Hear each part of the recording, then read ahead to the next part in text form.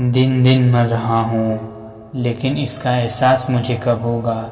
इंसान को हमेशा लगता है कि वह तो 70-80 साल तक जिएगा और इतनी उम्र तक मौत हमें छू भी नहीं सकती। चाहे हम इस बात को माने या ना माने, लेकिन ये सत्य है कि हम यही सोचकर जीते हैं। लेकिन समझने की बात यह है कि हम हर एक सांस के साथ मर रहे होते हैं। पता नहीं कौन सी सांस हमारी आखिरी सांस बन जाए। हम हर दिन मरते हैं, हर पल मरते हैं, लेकिन हमें इसकी अनुभूति नहीं होती, क्योंकि संवेदना के स्तर पर हमारा दिमाग, हमारा मन, हमारा शरीर बहुत नीचे है। और जिस दिन हमारी संवेदना का स्तर ऊपर उठेगा, उस दिन हम ये एहसास कर पाएंगे, ये अनुभूति कर पाएंगे कि हम हर पल मर रहे होते हैं, हर दिन मर रहे होते हैं। आज की कहानी जो मैं आपको सुनाने वाला हूँ, वो एक ऐसे सवाल पर निर्भर है जो पूरी जिंदगी के सवालों का निचोड़ है। ये एक ऐसा सवाल है जो हर एक इंसान के मन में उठता होगा, लेकिन उसका जवाब आपको कहीं से नहीं मिला होगा। आज की जो कहानी मैं आपको सुनाने वाला हूँ, उसमें आपको अपनी ज़िंदगी के सारे सवालों के जवाब एक ही सवाल के माध्यम से मिलेंगे। इससे पहले कि आप इस कहानी में खो जाएं, इस चैनल को सब्सक्राइब जरूर कर लें। तो चलिए कहानी शुरू करते हैं। पुराने समय की बात है। दो भाई हुआ करते थे। दोनों जुड़वा थे और दोनों में बहुत ही प्रेम था। लेकिन उनमें से एक भाई संसार के हिसाब से बहुत कामयाब इंसान बना, मतलब उसने बहुत प्रतिष्ठा, बहुत धन संपदा इकट्ठी की। लेकिन दूसरा भाई जिंदगी में धन संपदा इकट्ठा नहीं कर पाया, ना ही प्रतिष्ठा इकट्ठी कर पाया। वो गरीबी में अपना जीवन जी रहा था। ऐसे ही समय बीतते बीतते बहुत साल बीत गए और अब ऐसा समय आ चुका था कि अब दोनों भाई बुढ़ापे का शिकार हो चुके थे। उनके जीवन की कुछ ही वर्ष या कहें कि कुछ ही पल बचे थे जीने के लिए। मौत उनके दरवाजे पर दस्तक दे रही थी। लेकिन इस समय दोनों भाइयों की परिस्थिति एक जैसी थी। दोनों भाई अपनी जिंदगी से संतुष्ट नहीं थे।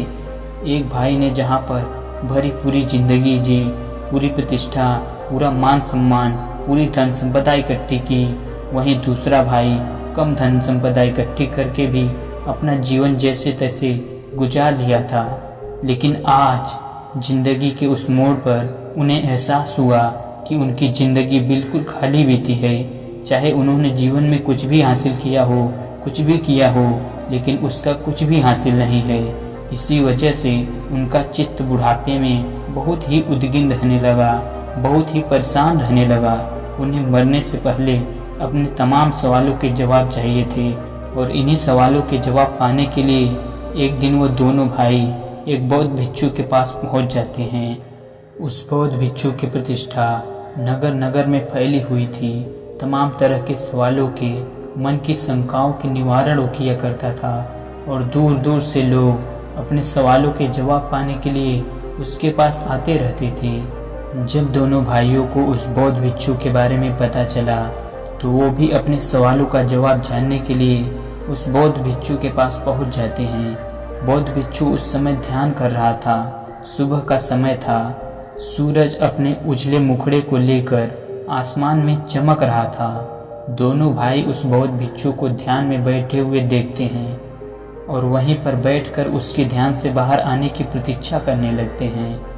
कुछ समय बाद वो बौद्ध भिक्षु ध्यान से बाहर आता है और सामने बैठे दोनों वृद्ध लोगों को देखता है। उनको प्रणाम करने के बाद वो बौद्ध भिक्षु उनके आने का कारण पूछता है।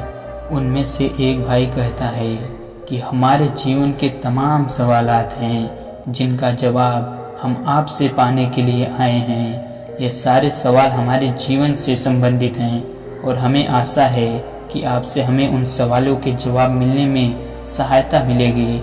ये सुनने के बाद कुछ सोचकर वो बौद्ध भिक्षु कहता है कि मुझे माफ़ कीजिएगा, मैं आपके सारे सवालों के जवाब नहीं दे सकता, क्योंकि मेरे पास इतना समय नहीं है। लेकिन अगर तुम अपने सारे सवालों को एक सवाल में परिवर्तित करके पूछो, तो शायद मैं तुम्हें उस सवाल का जवाब दे पाऊँ। क्या तुम अपने सारे सवालों को, जीवन के सारे पलों को एक ही सवाल में पेश कर सकते हो? तो मुझसे वो सवाल पूछो।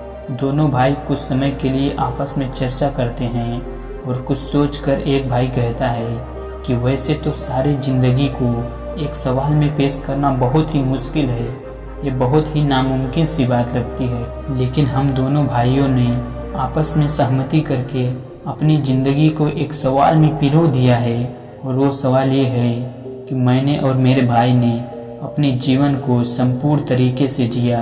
मैंने अपने जीवन में बहुत धन संपदा इकट्ठी की, बहुत प्रतिष्ठा कमाई, और मेरे भाई ने कम धन संपदा इकट्ठी की, लेकिन फिर भी उसने अपना जीवन संतोषजनक जिया।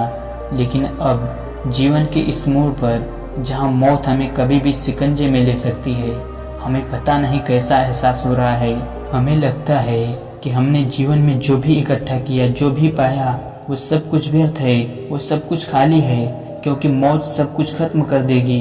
कल हम मर जाएंगे और हमारे सिद्धांत, हमारी मूल्य, हमारी धन संपदा, हमारी प्रतिष्ठा, हमारा संतोष सब यहीं पर पीछे छूट जाएगा।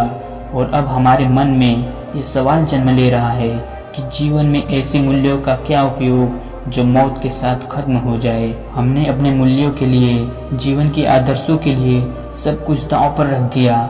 हमने अपने बहुत अच्छे अच्छे रिश्तों का, अपने आदर्शों का, अपने मूल्यों को लेकर तावान कर दिया ताकि हमारे मूल्य, हमारे आदर्श बचे रह सकें।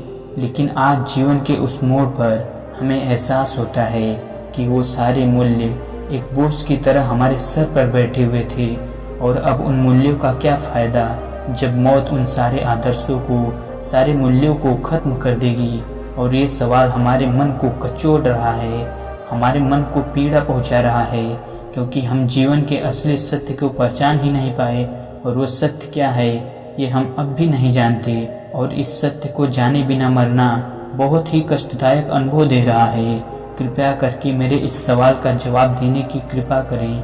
मैं जानना चाहता हूँ कि इंसान के आदर्श, इंसान के मूल्य, इंसान के जीवन जीने की शैली कैसी होनी चाहिए ताकि वो बुढ़ापे में सभी सवालों से मुक्त होकर अपने प्राण त्याग सके। सवाल बहुत गहरा था। बौद्ध भिक्षु ने कुछ सोचकर इसका जवाब देना शुरू किया। उसने कहा कि जीवन के तमाम वर्षों तक हम ऐसे जीते हैं कि हम सदा के लिए जीने आए हैं, हमारा कोई अंत नहीं है। और जब कोई बीमारी या फिर बुढ़ापा हमें अपने शिकंजे में नहीं लेता, हमें लगता रहता है कि हम तो अमर अजर हैं, हमारी कोई मौत ही नहीं है।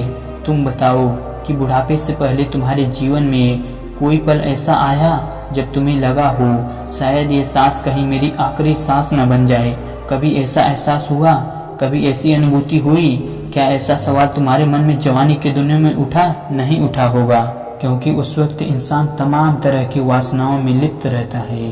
वो सोचता है कि जीवन में कुछ पाना है, धन इकट्ठा करना है, प्रतिष्ठा इकट्ठी करनी है, या फिर संतोष में अपना जीवन जीता है। और इसी प्रकार वो अपने मूल्यों को, वो अपने आदर्शों को अपने जीवन जीने के लिए निर्धारित करता है। लेकिन जिस दिन कोई अनहोनी घटती है, जब मौत हमें अपने करीब नजर आती है, उस दिन हमारे मन में ये सवाल जरूर उठता है कि जीवन के आदर्शों का, जीवन के मूल्यों का क्या महत्व, उसका क्या हासिल, क्या हो अगर अभी मेरे प्राण निकल जाएं? क्या मेरे आदर्श, क्या मेरे मूल्य मुझे संतोष दे सकते हैं, मुझे परिपूर्णता से मरने का साधन दे सकते हैं? और उस समय हमें एहसास होता है कि जीवन के आदर्श, जीवन के मूल्य वो ये जो समाज ने हम पर डाले, जो इस जमाने की देन है, वो हमारे अपने नहीं हैं। हमने दुनिया में देखा लोगों को धन संपदा और प्रतिष्ठा इकट्ठा करते हुए, और हमने भी अपने जीवन के आदर्श वही चुन लिए, वही बना लिए। लेकिन ये आदर्श के मूल्य कागज की नाव की भांति होते हैं। जब बारिश आती है तो वो कागज की नाव तहस नहस हो जाती है, लेकिन जब तक इंसान को एहसास होता है तब तक बहुत देर हो चुकी होती है। तब उसे लगता है कि मैंने अपना पूरा समय गंवा दिया, मैंने अपना जीवन व्यर्थ के आदर्श, व्यर्थ के मूल्य इकट्ठा करने में लगा दिया, कंकड़ पत्थर इकट्ठे करने में लगा दिए, लेकिन मुझे कुछ भी हासिल नहीं हुआ। और अब मेरे पास समय ही नहीं बचा, क्योंकि मौत मेरे दरवाजे पर दस्तक दे रही है। और यही विचार इंसान के मन में, इंसान के हृदय में एक पीड़ा उत्पन्न कर देता है, एक असंतोष की भावना उत्पन्न कर देता है, जिससे वो परिपूर्णता से मर नहीं पाता, मौत को खुशी खुशी गले नहीं लगा पाता। लेकिन असली सवाल ये नहीं है। असली सवाल है कि मौत को खुशी खुशी गले लगाया जा सकता है? क्या परिपूर्णता के साथ, संतोष के साथ मृत्यु को पाया जा सकता है? और अगर इस सवाल का सटीक जवाब आपको मिल जाता है तो आपको जीवन जीने की राह भी मिल जाती है, क्योंकि मौत ही होती है जो जीवन का दूसरा हिस्सा होती है, दूसरा पहलू होती है, जो हमें जीवन जीने का मार्ग दिखलाती है। जरा सोचो कि तुम्हारी मृत्यु आज अभी यहीं पर हो जाए तो तुम्हें किस बात का पछतावा होगा। जरा सोचो, तुम्हें पछतावा होगा तमाम उन चीज़ों का जो तुमने अपने जीवन में हासिल नहीं कर पाए, जो तुमने अपने लक्ष्य निर्धारित किए थे, तुम उन तक पहुंच ही नहीं पाए, और यही पीड़ा तुम्हारे मन को दीमक की तरह खा रही है। और अगर तुमने अपने लक्ष्य निर्धारित कर भी लिया, उसे पा भी लिया है, तो भी तुम्हारा मन संतोष में क्यों नहीं है? क्योंकि आज इस मोड़ पर तुम्हें पता चला कि वो लक्ष्य जो मैंने निर्धारित किया था, जो मैंने बनाया था, वो मिथ्या था, वो सच नहीं था, वो वास्तविक नहीं था, वो परमानंद देने वाला नहीं था। और इसीलिए वो लक्ष्य तुम्हारे मन को पीड़ा पहुंचा रहा था कि तुमने अंधकार में, अज्ञानता में गलत लक्ष्य को चुन लिया था और जिंदगी भर उस लक्ष्य को पाने के लिए अपनी पूरी ताकत झोंक दी। और आखिर में पता चला कि वो लक्ष्य तो मिथ्या था, वो तो झूठा था। और जरा सोचो कि तुम लक्ष्य को पाने के लिए गलत दिशा में चले जा रहे थे, और जब तुम मीलों दूसरी दिशा में बढ़ते चले गए, तब तुम्हें दूसरे छोर पर पहुंचकर एहसास हुआ कि जीवन का लक्ष्य तो उस पार था, दूसरी तरफ था, लेकिन तुमने उसे आंखें खोलकर देखा ही नहीं, और तुम दूसरी दिशा में बढ़ते चले जा रहे थे, इस उम्मीद में कि शायद ये रास्ता जहाँ पर ख़त्म होगा वहाँ पर मेरा लक्ष्य मुझे मिल जाएगा। जिंदगी में खाना पीना तो जानवर भी खाते हैं, वो भी कमाते हैं, वो भी मेहनत करते हैं, वो भी अपना परिवार बसाते हैं, वो भी अपनी प्रतिष्ठा कायम करना चाहते हैं। लेकिन सोचने की बात यह है कि इंसान के लक्ष्य में और जानवर के लक्ष्य में क्या अंतर होता है, और अगर कोई अंतर नहीं होता है तो क्या अंतर होना चाहिए। जानवर का लक्ष्य यहीं तक सीमित रहता है कि मुझे खाना मिल जाए और मैं आराम से अपनी ज़िंदगी जी सकूं। एक जानवर का यही लक्ष्य होता है। इसके अलावा उस जानवर को बच्चे पैदा करने में संतोष मिलता है और वो भोग और खाने के लिए अपना पूरा जीवन निकाल देता है। लेकिन आज के युग में हम देखते हैं कि इंसान भी इन्हीं चीज़ों का संग्रह करता है। वो चाहता है कि मैं धन संपदा इकट्ठी कर लूँ, अच्छा घर बना लूँ, अच्छा परिवार बसा लूँ, और यही मेरा एकमात्र लक्ष्य है। और इससे ज़्यादा कुछ करना है तो समाज में प्रतिष्ठा भी बना लूँ और मेरा जीवन परिपूर्ण हो जाएगा। कितनी समानता है दोनों के लक्ष्यों में। एक जानवर और इंसान का लक्ष्य लगभग बराबर सा लगता है, लगभग एक जैसा लगता है। तो फिर हम इंसान अपने आप को इंसान होने का अहंकार देकर क्यों जीते हैं? क्यों हम अपने आप को जानवर से सर्वोपरि समझते हैं? अरे आखिर में हम जीवन तो वही जी रहे हैं जो वो जानवर जी रहे हैं, फिर दोनों में भेद क्या? लेकिन एक चैतन्य इंसान जिसकी चेतना थोड़ी ऊपर उठ चुकी है, उसे इस बात का एहसास होता है कि जानवर और इंसान में एक चेतना का फर्क होता है। जानवर की चेतना कम होती है, उसका होश कम होता है, वहीं इंसान की चेतना ऊपर होती है। इंसान की चेतना इस प्रकार बनाई गई है कि वो चाहे तो उससे परमात्मा को भी हासिल कर सकता है। लेकिन हम उस चेतना का उपयोग कहाँ पर करते हैं? धन संपदा, प्रतिष्ठा, ये छोटे छोटे लक्ष्य, कंकड़ पत्थर इकट्ठे करने में। उसी चेतना के स्तर पर और ऊपर उठाते हुए हम उस परमानंद का आनंद उठा सकते थे, उस परमात्मा को जान सकते थे। लेकिन वो चेतना हमने अपने जीवन काल में बर्बाद कर दी, व्यर्थ कर दी, और यही पीड़ा हमारे मन को कचोटती रहती है। वही चेतना हमें ये एहसास कराती है कि तुम्हारे सारे लक्ष्य कंकड़ पत्थर की भांति थे, और इसी वजह से आदमी कभी परिपूर्णता के साथ नहीं मरता। समाज के सारे आदर्श, सारे मूल्य तुम्हारे ऊपर एक बोझ की तरह बने रहते हैं। तुम उनका पालन तो करते हो, लेकिन अधूरे चित्त से। तुम्हारे चित्त उसमें पूरा हासिल नहीं होता, क्योंकि वो तुम्हारी खोज नहीं है, वो समाज के द्वारा तुम पर डाला गया है। लेकिन जिस दिन तुम उन आदर्शों का, उन मूल्यों का अच्छे तरीके से निरीक्षण कर लोगे, अच्छे तरीके से पहचान लोगे, उस दिन वो आदर्श, वो मूल्य एक बोझ नहीं बनेंगे तुम्हारे लिए जीवन जीने का एक दिशा प्रदान करेंगे। जीवन में इंसान का एकमात्र लक्ष्य होना चाहिए कि अपने चेतना के स्तर को ऊपर कैसे उठाएं, ताकि जीवन के हर पल को, हर क्षण को, हर सुख दुख को हम पूरे चैतन्य भाव से जी सके और ये देख सके कि दोनों एक ही सिक्के के पहलू हैं। सुख और दुख दोनों में मेरी अवस्था एक समान है। मैं परम चैतन्य हूँ, चैतन्य के अलावा कुछ भी नहीं। मैं हर पल का, हर क्षण का साक्षी मात्र हूँ और उसमें शामिल नहीं हूँ। और जब ये भाव आदमी पैदा कर लेता है तो सारे व्यर्थ के लक्ष्य, उनके पीछे भागने की दौड़ खत्म हो जाती है और जीवन का एकमात्र लक्ष्य बचता है और वो होता है चैतन्य आत्मा, चैतन्य रूप, चैतन्य मन, चैतन्य दिमाग, चैतन्य शरीर, इंद्रियां। जीवन में क्या हासिल करोगे, क्या पाओगे? सब कुछ खत्म हो जाएगा, मिट्टी बन जाएगा। और जब मिट्टी बनेगा तब तुम देखकर पश्चाताप करोगे कि मैंने तो अपने जीवन को ऐसे ही मूल्यवान समझ लिया था। अरे क्या मूल्यवान था इसमें? तुमने चेतना के स्तर को उठाया, तुमने चैतन्य बने और आज तुम रो रहे हो। अब क्या होगा जब चिड़िया चुग गई खेल? कुछ क्षण बचे हैं जिंदगी में, बुढ़ापे के बाद अब पश्चाताप करके क्या फायदा? लेकिन कहते हैं कि जहाँ जागो वहीं सवेरा। चेतना पैदा करने के लिए एक एहसास, एक पल, एक क्षण ही काफी होता है और पूरा जीवन एक पल में रूपांतरित हो जाता है। अगर अब भी तुम्हारे अंदर ये होश पैदा हो जाता है कि जीवन क्या है, जीवन का असली मतलब क्या है, अगर तुम ये भली बात जान पाते हो, तुम्हारा अवचेतन मन इस बात को समझ पाता है, तो तुम्हारा जीवन इसी पल से रूपांतरित हो जाएगा और जीवन के जितने भी बचे हुए पल हैं उनको जीने में तुम्हें पश्चाताप नहीं होगा। पूरे चैतन्य होकर जियोगे, पूरे होश में जियोगे। जरा सोचो, अगर हम ऐसे जीवन जिए कि हर दिन मेरा आखिरी दिन बन जाए, मुझे लगे हर सुबह मेरा नया जन्म हो, हर दिन एक नई शुरुआत हो, एक नए चैतन्य का जन्म हो, एक नया इंसान पैदा हो। सोचो अगर ऐसी जिंदगी, ऐसी सोच हम पैदा कर लें तो जीवन कितना रूपांतरित हो सकता है। हर दिन हमारे लिए अनोखा बन सकता है, हर दिन हमारे लिए चैतन्य के स्तर को ऊपर उठाने की एक सीढ़ी बन सकता है। लेकिन हम करते क्या हैं? कंकड़ पत्थर इकट्ठे, ऐसे लक्ष्य जो किसी काम के नहीं हैं, वो धन संपदा, वो प्रतिष्ठा जो मिट्टी में मिल जाएंगे। कितने ही राजा और रंक आए और हमें सब कुछ हमारी आंखों के सामने, इतिहास गवाह है, ये बता कर गए कि जीवन में कुछ भी हासिल करने जैसा नहीं है, जीवन व्यर्थ है। उसकी एक ही सार्थकता है और वो है चैतन्य, चैतन्य मन।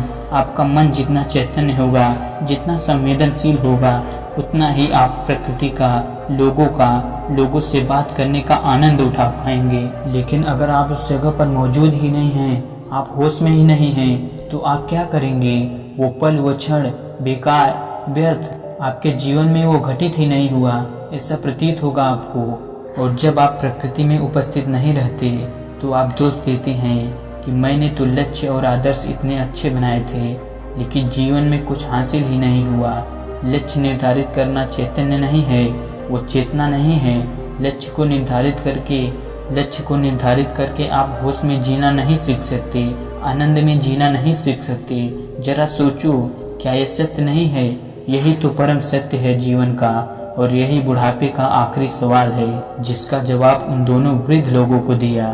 तो दोस्तों, बुढ़ापा आने से पहले जाग जाओ, क्योंकि बुढ़ापे में अगर आप चैतन्य होते हैं तो आपको पश्चाताप हाथ लगेगा। आप सोचोगे कि मैंने जीवन के कितने ही पल निंद्रा में गंवा दिए, ऐसे ही गंवा दिए, रोते रोते गंवा दिए, सोए हुए गंवा दिए। और आज जब होश में आए, जब उस पल की कीमत समझी, तो बहुत देर हो चुकी थी। तुमने अपने जीवन के तमाम पलों को नष्ट कर दिया। अब क्या हासिल होगा? कुछ ही क्षण बचे हैं, उनको होश में जी लो। आज ही जवानी में, आज ही संकल्प करो कि जीवन परिवर्तित करके रहेंगे, होश में जिएंगे, अपने जीवन के स्तर को ऊपर उठाने पे काम करेंगे। तो दोस्तों, कैसी लगी आपको ये कहानी? कमेंट सेक्शन में ज़रूर बताना, और अच्छी लगी तो इस चैनल को सब्सक्राइब ज़रूर कर लेना। तो चलिए मिलते हैं अगली कहानी में, तब तक के लिए अपना ख्याल रखें।